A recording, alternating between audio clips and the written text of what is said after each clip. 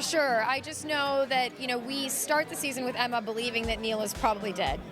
I think she still holds a little flicker of hope that there's been some way that he has survived this fall through the portal, even though he had been shot.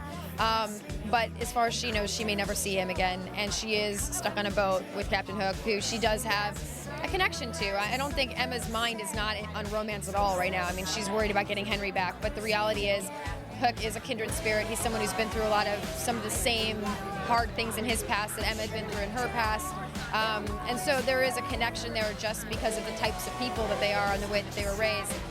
So I'm interested to see where the writing goes with that. And, it's obviously complicated by the fact that she does think Neil is probably dead. I mean, it'd be one thing if she thought she was going to save Neil. She probably wouldn't be, connecting with Hook on any level. But if he's dead and that's who's with her and he's helping her find her son, I think that definitely leaves room for some, chemistry.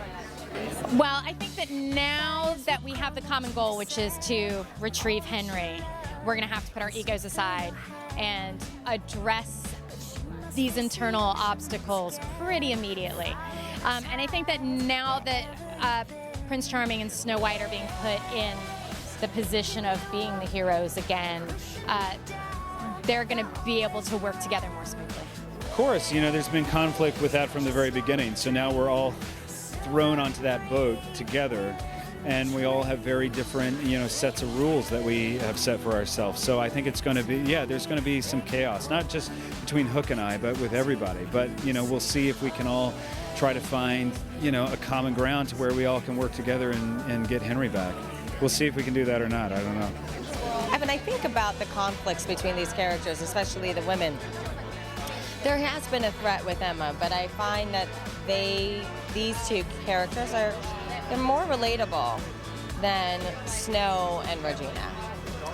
And, they both have been abandoned in a sense, both Regina and Emma.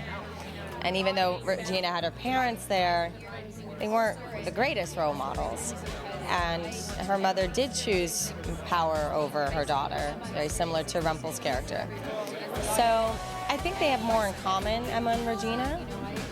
So maybe they will end up working well together. Who knows?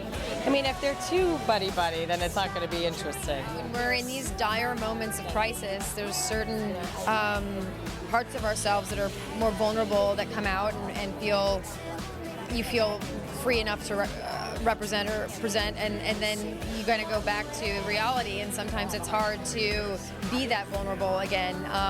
And no matter how much the Charming family works together, or no matter how much Emma tries to logically understand their decision, there's still so many years of her life that they missed, and they're still the same age. There's all these sort of bizarre problems that will always keep those relationships complicated. Magic and having some sort of powers is something that's very uncomfortable for Emma and something that will always be hard for her to accept. And she is definitely aware that it's not something you just naturally access. It's something that you would have to learn how to use, how to be skilled enough to use it or access it at your own will instead of it just popping up when you don't want it to. I think and I hope that, the rest of this season is Charming kind of going forward and, having those both sides, David Nolan and Charming kind of come together into one, where he gets back to his original Charming, Prince Charming. And I think that's my hope for the season anyway. Empires will